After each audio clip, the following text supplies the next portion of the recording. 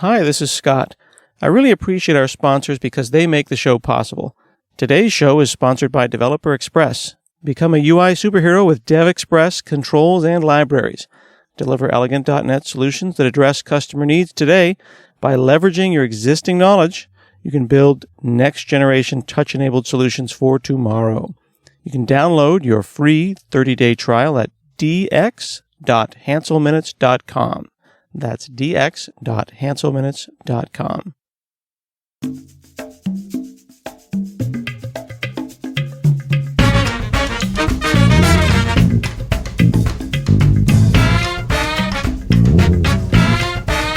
Hi, this is Scott Hanselman. This is another episode of Hansel Minutes, and today I'm talking with Scott Bellware, freelance software developer and longtime user of Ruby and Rails. How are you, sir? I'm great. Good to be talking with you again. Yeah, you've got, you gave me a fantastic outline about what we're going to talk about today, and you're a big fan of the Ruby language, aren't you? I am indeed. How long have you been using Ruby? And I know that you also have done .NET and you've done Node and you've done all kinds of languages. You've got certainly a pedigree that goes back many years and experience in a number of languages, but you keep coming back to Ruby. Yeah, it started in 2006 with, I think the rise of Ruby really happened around a bunch of guys who were in Java who had previously been Smalltalk developers who ended up in Java and were in the No Fluff Just Stuffed series of conferences, and a bunch of us .NET guys at the time went to that event in Austin. It was a traveling roadshow. We went to that event in Austin, and just to see what the big hoopla was about, why the Java guys were really getting excited about Ruby. So we kind of went to No Fluff and caught a little bit of the bug. No Fluff Just Stuff is a series of conferences. How would I know about that? Well, if you were in the Java world, I think it would be hard to miss. Okay. So all the big names in Java. I'm not sure if the conference is still being done, but it was, Ted Neward and, basically, I'm not going to run down the list of the list of celebrity names, but it was all the big guys in the Java world on a roadshow going town to town for several years. Mm-hmm. And then within that Java world, you found Ruby. Yeah, and I think it was always sort of, a thing in the Java world to be a little bit more, the word that finally came out was polyglot, a little bit more inquisitive, and to tinker more with more programming languages, which is, I think, why you get, on the JVM, there's a lot of really successful mainstream languages like Clojure and like Scala that are, Peer, and before that Groovy, who have these languages have a lot of popularity and a lot of use. And I'm not going to sort of just say as opposed to the CLR, which has multiple language implementations, but they're not as used in the mainstream. And I think in the Java world, many languages tend to end up more in the mainstream than elsewhere. Mm-hmm. That's just part of their history. I mean, that's just like that's not a value judgment. That's just part of the background. It's sort of like of course. But Rails Ruby kind of rose up, and there was a time when dynamic languages were not, the new hotness, and now Ruby and started getting people excited, and the Smalltalk programmers, started exploring Ruby, and .NET people started looking at the aspects of dynamic languages that provided value. Yeah, and I think it happened at, it was almost, I'm not going to say a knee-jerk reaction, but I think it was an organic reaction to what at the time what was often called compiler ceremony, or the rigmarole of dealing with static typing when, all you wanted to do was, invoke a method on something that you knew the method was there and didn't want to use generics and casting to get to that outcome. So a little bit less, let's say, rigmarole, but it also, opens up some challenges. You don't get compile time checks and so forth. So you're relying on other mechanisms to make sure your stuff is correct. And it also opens up the opportunity to do dynamic programming or meta programming or dynamic construction, where the ability to create DSLs, which was really well exercised and represented by Ruby on Rails. that possibility opens up to you. So you're able to create APIs that are a little bit more descriptive, a little bit more approachable to new developers, a little bit less overhead in terms of having to use XML to do configuration of transformations, like what we do with ORM, so what we do with NHibernate, what we do with Entity Framework in terms of creating a description of a transformation in XML. It's a bit easier when you have DSLs at hand. So we get this popularity of Rails coming up out of this combination of, dynamic programming language that's enjoyable to use, plus the capabilities to produce DSLs. And now we get a really, really simplified development environment that, compared to what we had at the time, really did represent de facto less rigmarole. Mm-hmm. Of course, I just want to make sure for people who don't necessarily know the acronyms, DSL is a domain-specific language. It's creating a language from another language, a smaller, more domain-specific language, and Ruby is great for that. Yeah, and really, it's a language. All APIs have their own language per se. So it's important to say that we're not actually creating a whole programming language, but just maybe making things in the language that look like declarations that look like they're part of the language, but they're not really part of the language. Exactly. And that kind of gets us into the kind of the impact that Rails has had on other languages, because Rails is its own kind of DSL. I mean, it's a web framework, but it also has some opinions that it brings from its creator and its core team into Ruby, such that it's almost sometimes impossible to tell where Ruby ends and where Rails begins, with the way that they treated dates and the action, what is it called? The action pack? Yes. That's the website of Rails. Mm-hmm. Mm-hmm. And people saw that and said, wow, this is like poetry. This is like a haiku. I want my thing to be like Rails. I think you might have been, I'm guessing here, but I think you might have been referring to active support. Active support. The thing that adds like, days from to the integer. Yeah, exactly. Days from dot. Yeah. And the reason that I point that out is that when people go and do their little like elevator speech to present why XYZ is cool, inevitably they come and they show things like that. Like, look how easy it is to say 3 seconds ago, Right. And then people say, well, was that Rails? Is that Ruby? Is that whatever? It's meant to codify the That's joy. been the real challenge. And you don't have that with MVC frameworks that are built on static languages, of course, because it's pretty hard to do.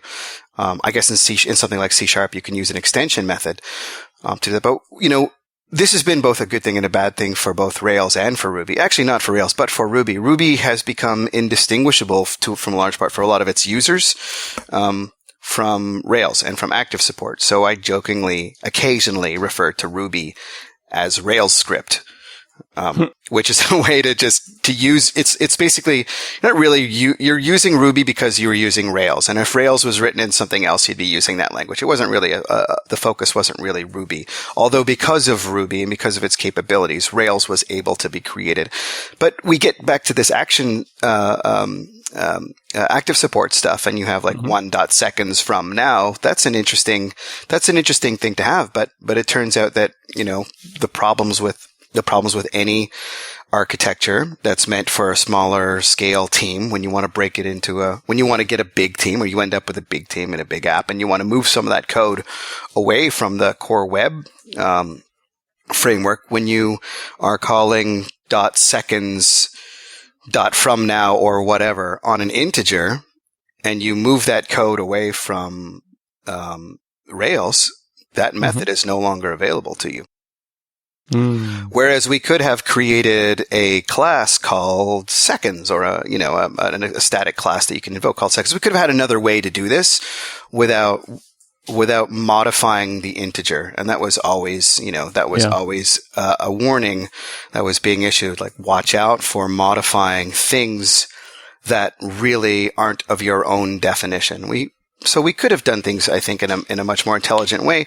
And I don't think it would have been either better or worse, because when you show somebody 1.seconds from now, a developer still has to learn that. They still have to memorize that API. Whether they're memorizing one style of API versus another is sort of comes out in the wash. But, if we could roll back the clock, we might see more staunch advocacy for not modifying existing data types. Does that mean that whether or not it was intentional or whether or not it was a bad thing, the idea that there's this architecture, this application Rails that has kind of brought its tendrils into Ruby, it popularizes that architecture and that style of monkey patching that may be fun and interesting and may be very powerful and representative of what a dynamic language can do, but it also kind of breaks some not quite hard and fast, but certainly some rules that we've respected, if not commandments, certainly reasonable guidelines that we've developed over the last several decades. Yeah, and I think that's what Rails is now, been popularized since 2007. So we're to 2017. We're 10 years in. We can now easily say, we've been able to say for 5 years that we have legacy Rails apps in existence. So this challenge with legacy Rails apps, I think, has to do with some of the things that the framework invites. And I think that's true of every framework that works on this scale is going to invite some shortcutting of the rules, let's say, breaking of the laws, completely and abjectly ignoring, sound fundamentals of software. Yeah. So we do that because this was about the excitement of small startups and being an entrepreneur and getting something into users' hands and doing that as fast as you can. And, the fast feedback stuff that was coming out of Agile, that message was mixing with the Rails and the entrepreneurship and the startup scene at the time. So it was all about, get it into users' hands, not give some consideration to where you're going to be in 2 months. It was really shortcuts, but it's really great to take these shortcuts if you know that they're shortcuts and you know how to unwind them later and you know when you've gone too far with this. And if we use that term from the startup world, the pivot, if you could apply that to a technology and say at this point in time, we need to pivot away from the things we did at the very, very early stages into something that can be more lasting rather than continue down believing that this prototyping methodology, architecture, framework, and language and software and all these things that are around prototyping, rather than continuing to pretend that I'm going to say that's a little bit politically charged, but I feel it this way. It's like we end up pretending that we can use these beginning phase tools for the later phases of the business. And that's when people get into trouble. And in the Rails world, people have gone looking for answers. And, many times those answers are another language and another framework. Node.js, to a great extent, got a lot of early adopters from Rails folks who were just exhausted from working with their Rails code bases. You get a 2-year-old Rails code base, and that can be a really dreary thing. Or a Django code base or an ASP MVC code base over an ORM. It's really about, there's things in all of those frameworks that represent an architectural style that can lead you to some hellish ends. So are you a fan or not? Because it sounds like you're maybe falling out of love a little bit. I'm a fan, I think as in principle, in general in life. I'm a fan of things that are good for what they're good for and not taking them outside of that boundary. I think Rails is good for, from an early stage. For an early stage development work. And I think that we need to pivot away from it. So if you're asking if I would still use it, sure. It's a really well battle tested web server or application server. But there's things in there that I simply wouldn't use. I wouldn't use I wouldn't build my entire application around the ORM, because it leads to an architecture that is very hard to move on from. Microservices being the topic of the day now. Going from a, quote, monolith to a service architecture is really not a trivial, a monolith is not a step along the way towards service architecture. It's kind of like they're almost diametrically opposed in what they're doing. So getting from one to the other is really, can be really quite painful.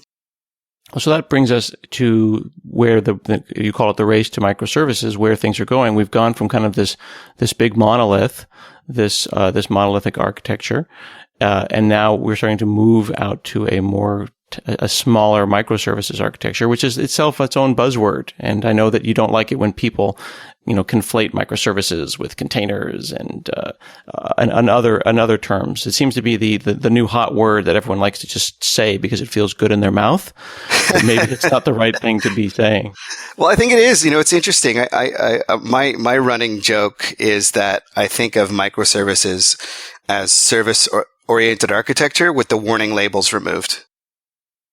So if you can imagine a 1970s cigarette package without the shocking and glaring big black label that says this will kill you and everybody that's microservices are a way to sell SOA, I think, or have been a way to sell SOA without telling people. And there's some really challenging things that, one, you're going to have to learn, and two, that you're going to have to modify in your existing implementation. And it's going to be troublesome in some cases, a travail, and in some cases it might take years to do. So microservices has two definitions as well. There's one that comes up from web developers who are, I think, largely guessing at what microservices are from what they already know, and then they end up trying to basically recreating 2000s web services. Or 1997. Or 1997. Yeah, fair enough. 1994's RMI. So if we're going to really drop the references, I think a lot of what happens is people end up recreating distributed objects. DCOM style, Corba style distributed objects that require a lot of chatting over the network, introduce a lot of points of failure, have no real recognition of how to contend with such failures. And it's sort of just dispensing with what was already painfully learned and documented by folks who were smart about SOA and understood SOA in its time. I think, what the intention of microservices earlier was to say, let's rename this because SOA has become about big vendor tools and monolithic messaging, i.e., Clemens Vasters talks about this in a talk on YouTube from the GoTo conference about, the message bus, the great big message bus, the enterprise bus that was going to be the utility thing that we all plug into, and it was going to make the world happy and rosy because we could just plug in. And, that didn't quite work out. So we're breaking away from the monolithic message bus, but it's really the monolithic anything, the monolithic database, the monolithic bus. When you have the word "the" in there, that's when the yellow flag should start to climb up the flagpole and grab our attention. So microservices in and of itself is not bad, but I mean, there are so many contradictory definitions of microservices in play right now, which was the problem that introducing the term microservice was intended to solve. So yeah, I like microservices. I love it. I love working this way. I've learned a lot over the years from some people who have been very helpful and very influential. And at the same time, we struggle to get work done because we're always bashing our heads against this wall of this existing presumption of microservices as merely putting an HTTP endpoint onto a server into a Docker container and, shoving that online and hoping that that's a microservice. And that's really the problem. And it's really, for services, it's all about autonomy. And one side of the microservices world understands the aspect of autonomy and what it means to your design and how to implement it, and the other side doesn't. So that leaves people really grasping for answers. And you're moving up from a Rails monolith to trying to do autonomous services. And if you make the leap in just the slightly wrong direction, you'll end up with something called a distributed monolith, which is, all the pain of the monolith plus all the pain of distributed systems, all together, all in the same place. And sometimes people even just say, to hell with microservices, I'm falling back. I want to go back to my monolith. And that actually is a really sensible thing to do. If you don't understand autonomous services and service autonomy, the challenge is the 2 years that teams and companies spend making that mistake before they realize that they wish they had never gone down this road to begin with.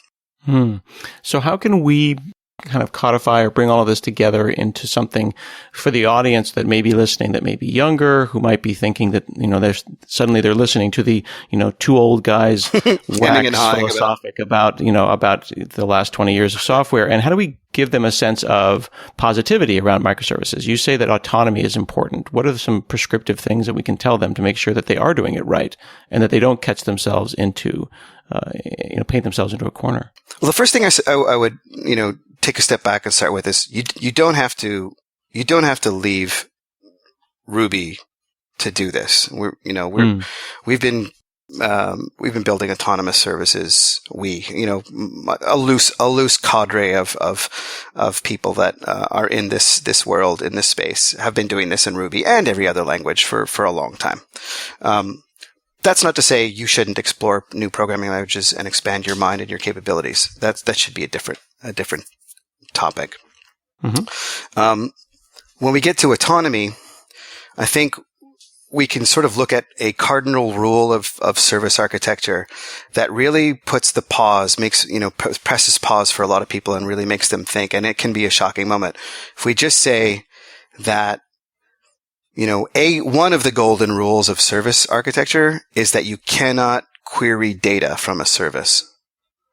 Mm. That just, leads to the sound of, things just falling on the floor as people just drop everything and stand agape at what how could you possibly do anything? Because then I'm like, what am I allowed to do? Right, exactly. That's the nature of service architecture. And if you allow queries into your services, you've basically violated the most fundamental tenets of building a service, which is you tell a service what to do. And you allow it to make its decisions and calculations.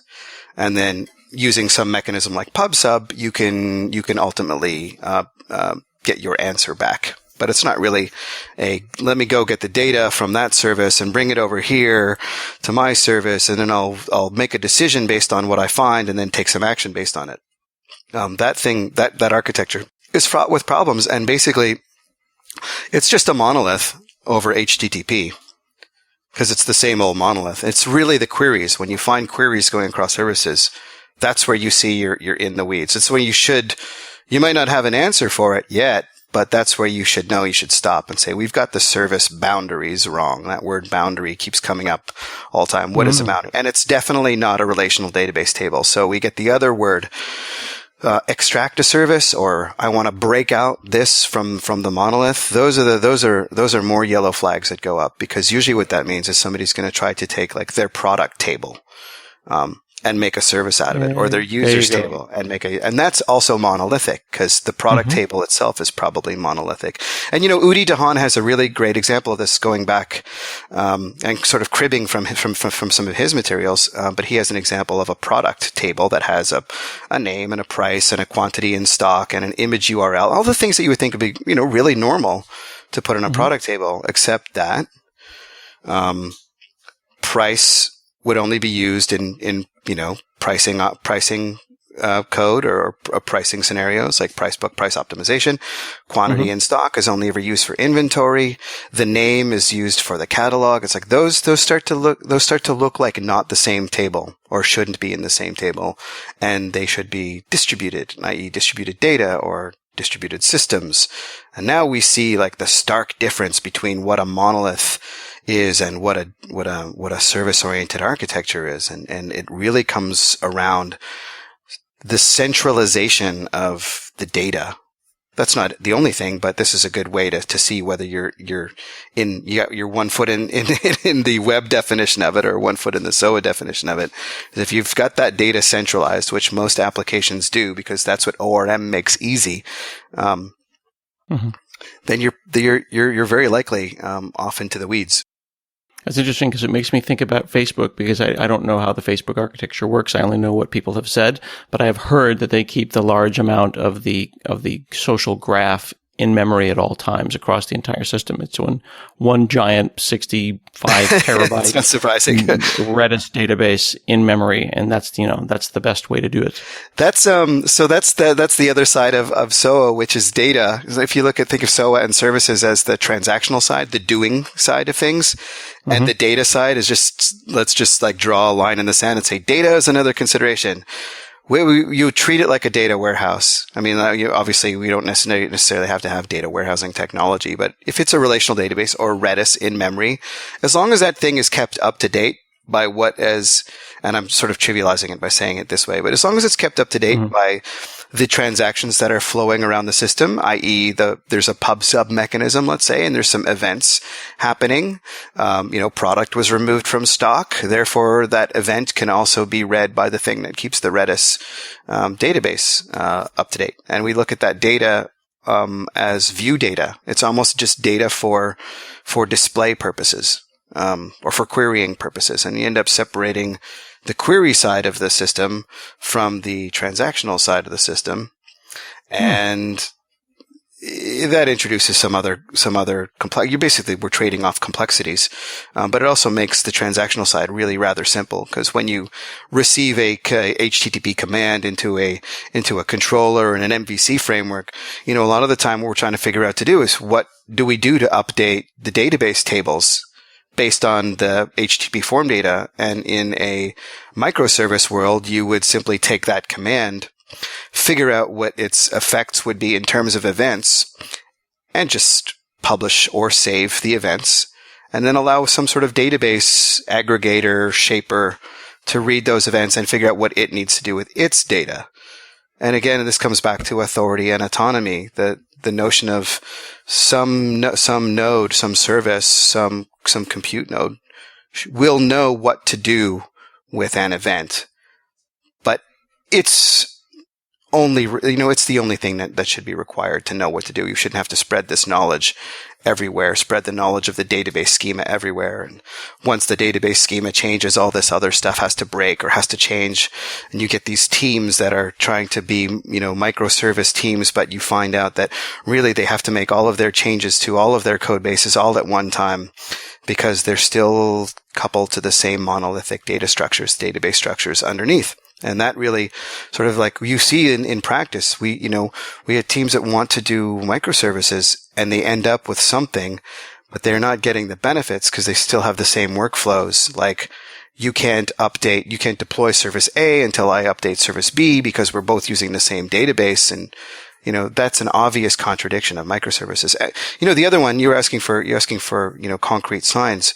If you're a team and you own a service or have a service or many services, and you can simply turn your service off, and it doesn't make the other services fail, then now you're talking about a service architecture. But when we put these queries into place, like service A is going to, some service is going to query the product service for its quantity in stock. Well, if the product service is offline, that request for the quantity in stock is going to get a timeout, which is going to cause the consuming service to time out as well, very likely. And then we'll see cascades of failure throughout the entire system.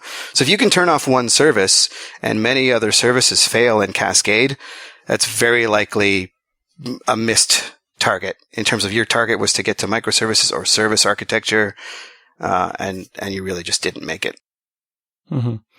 Yeah, it's interesting. It gets me thinking about it gets almost like you get analysis paralysis. You brought up so many great points that I could see where one could potentially become overwhelmed by all of this information. It can. So once you get hit with those, these are really like psychic shock points. These are like putting the electrical cables onto your earlobes and connecting them to, like, it'll be a good shock at first, but you get over it really quickly, and it starts to get really exciting because you see real benefits, real advantages to gaining autonomy. Definitely in terms of everything that people have been saying about microservices, working with teams that are more focused, that don't have to deal with changes of other areas of the system, the ability to deploy your services, because if you can turn your service off for some brief period of time without worrying about the rest of the services coming crashing down, then you can do continuous deployment fairly readily as well, without doing the game of juggling, web servers in and out of load balancers and that kind of thing. Not that that's invalid, but it would be easier to do that kind of stuff if we didn't have to worry about doing the load balancer dance. Mm-hmm. So as we kind of wrap up and get towards the end of our podcast here, maybe you could say something about all of this as it relates to event sourcing. Event sourcing is a natural outflow of having pub/sub. So if a service can only receive an instruction, and then based on that instruction, it will broadcast the results of that instruction. So our favorite example is a bank account. Say you send an instruction to an account service component and tell it to withdraw $10. And when it's done with that withdrawal, it broadcasts, withdrew $10 for account 123. That event can be then picked up, subscribed, processed, listened to, whatever the terminology you want, by anything else that needs to be aware of account balances changing. If you have that style of architecture already, which if you don't, it's going to be very, very, very difficult to achieve a services architecture because you're going to end up tightly coupling things with queries. So if you have that architecture and you have events, we can just use those events as the application data storage. So instead of updating a relational database row in the example of a bank account,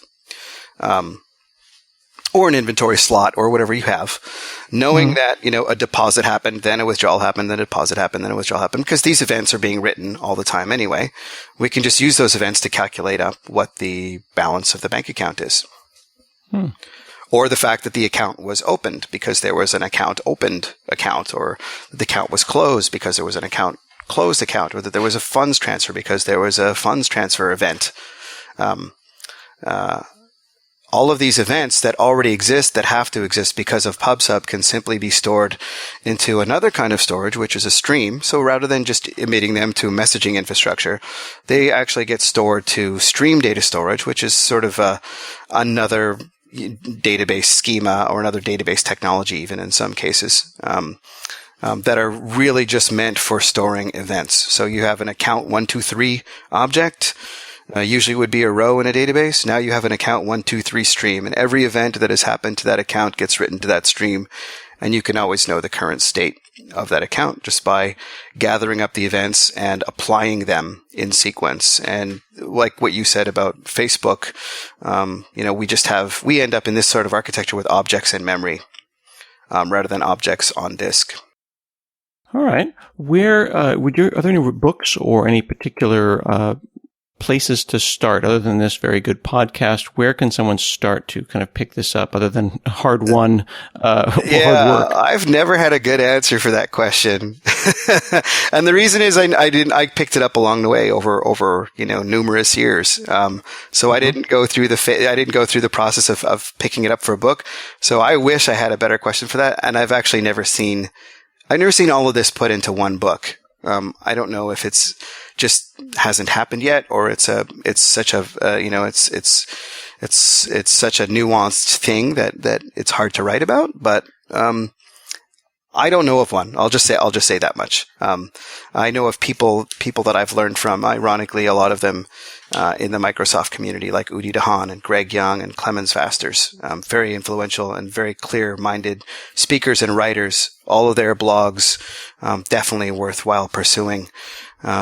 And shameless plug, we're doing some training in event sourcing and distributed systems for the Ruby world in an effort to help people with these monolithic Rails apps to make that mind shift from monolithic development to also using service-oriented techniques and libraries without actually having to dump the programming language. Not that that's a problem. It's good to learn a new programming language.